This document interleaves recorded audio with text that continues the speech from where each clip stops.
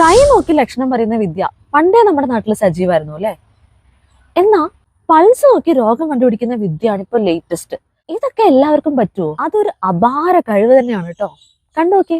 ബ്രസ്റ്റിലൊക്കെ cancer അല്ലാത്ത തടിപ്പുകളുണ്ട്. അതിന് benign fibro adenoma എന്നാ പറയുന്ന ചെറിയ നീർക്കെട്ടലുകൾ പോലത്തെ തടിപ്പുകളാണ്. ചില സമയത്ത് നമുക്കൊരു കുത്തുന്ന പോലത്തെ വേദനയൊക്കെ ഉണ്ടാക്കും. കരളിൽ കൊഴുപ്പടിയുന്നുണ്ട്, മൂത്രസഞ്ചിയും താഴോട്ട് ഇടിയുന്നുണ്ട്. അപ്പൊ ശക്തമായി തുമ്മോ ചുമക്കുകയൊക്കെ ചെയ്യുമ്പോൾ ചിലപ്പോൾ 2 തുള്ളി മൂത്രം പോയേക്കാം കേട്ടോ. ഉപ്പൂറ്റിക്കും തേയ്മാനുണ്ട്. അപ്പൊ കുറേ നേരം നിന്ന് പണിയൊക്കെ എടുക്കുമ്പോഴോ അല്ലെങ്കിൽ കുറേ നേരം ഇരുന്നിട്ട് കഴിഞ്ഞിട്ട് നടക്കുമ്പോഴൊക്കെ നമുക്ക് ഉപ്പൂറ്റി വേദനയായിട്ട് വരാം.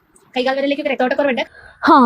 പിന്നെ സാക്ഷര കേരളം എന്നുള്ള വാക്കിൽ മാത്രം സാക്ഷരത ഒതുങ്ങുന്നതുകൊണ്ട് ഇവിടെ എന്ത് ഉടായ്പിനും നല്ല സ്കോപ്പാണ്. ആളെ കൊല്ലുന്ന അക്യുപങ്ക്ചർ ഒരിടത്ത്. പഠിച്ചത് സിദ്ധ കോഴ്സ് ആയതുകൊണ്ടാണോ അതോ ആളൊരു സിദ്ധയാണ് കേട്ടോ എന്നാണോ ഈ ഹെഡിങ് കൊണ്ട് ഉദ്ദേശിച്ചതെന്ന് അറിയില്ല.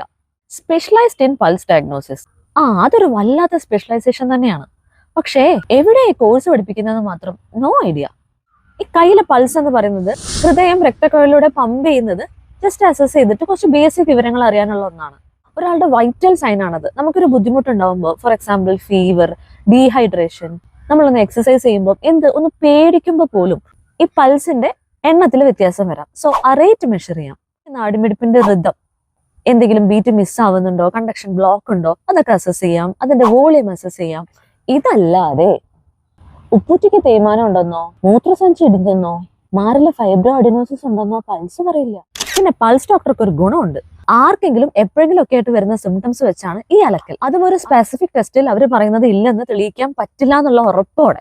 ഉദാഹരണത്തിന് ബ്രസ്റ്റിൽ ഹോർമോൺ ചേഞ്ച് അനുസരിച്ച് പീരീഡ് സമയം എടുക്കുമ്പോൾ ഇടയ്ക്കിടയ്ക്ക് ഒരു കുത്തല് ഫീൽ ചെയ്യാത്ത ഒരു സ്ത്രീയും ഈ ഭൂലോകത്തുണ്ടാവില്ല. അതും പോരാഞ്ഞ് ശക്തിയിൽ ചുമക്കുമ്പോൾ ഒരു 2 തുള്ളി മൂത്രമൊക്കെ പോവാത്ത ആരെങ്കിലും ഉണ്ടാവും. പോലത്തെ വേദന, കാലിലേക്ക് ഒരു വലിച്ചിൽ പോലെ മിന്നൽ പോലത്തെ വേദന അതുണ്ടല്ലോ അല്ലേ, ചെറുതായിട്ട്. പിന്നെ അതുപോലെ തന്നെ കഫക്കെട്ടിലും ഉണ്ട് ചെറുതായിട്ട് കേട്ടോ. പിന്നെ ഈ കഴുത്തിനും ചെറിയ നീർക്കെട്ടലുണ്ട്. 2 പെടലിക്കും തോളിനും ഒക്കെ നീർക്കെട്ടലുണ്ട്. ഇവിടെ സൈനോസൈറ്റീസും ഉണ്ട്, കഫക്കെട്ടലുണ്ട്. രാത്രിയിൽ ചിലപ്പോൾ ഒരു കുറുക്കം വലിച്ചിട്ട് ശ്വാസത്തിന്റെ കുറവ് വരുന്നുണ്ട് ബ്ലഡിലൊക്കെ. എന്നാലും കുഴപ്പമില്ല. പക്ഷേ എന്താല്ലേ, അവരുടെ അടുത്ത് പോയിട്ട് അസുഖം മാറിയിട്ട് അനുഭവസാക്ഷ്യം പറയാനായിട്ട് ആളുകൾ ക്യൂ നിൽക്കുകയാണ്. ഞങ്ങൾക്ക് പൂർണ്ണ വിശ്വാസമായി. അത്ഭുതം തോന്നി. എന്തോ സിദ്ധി പോലെ.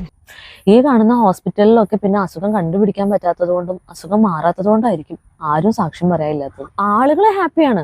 Blood test, MRI, scan, X-ray ഇതൊന്നും ഇല്ലാതെ, ഒരു പൈസയും ചെലവാക്കാതെ അസുഖം കണ്ടുപിടിച്ചാൽ മലയാളിക്ക് പുളിക്കുവോ? മാത്രല്ല, ഇനി ഇവര് പറയുന്നത് കറക്റ്റ് ആണോ എന്ന് ചെക്ക് ചെയ്യാൻ പോലും ആളുകൾ ടെസ്റ്റിന് പൈസ ചെലവാക്കൂല എന്ന ഉറപ്പാണ് അവരുടെ ആത്മവിശ്വാസവും.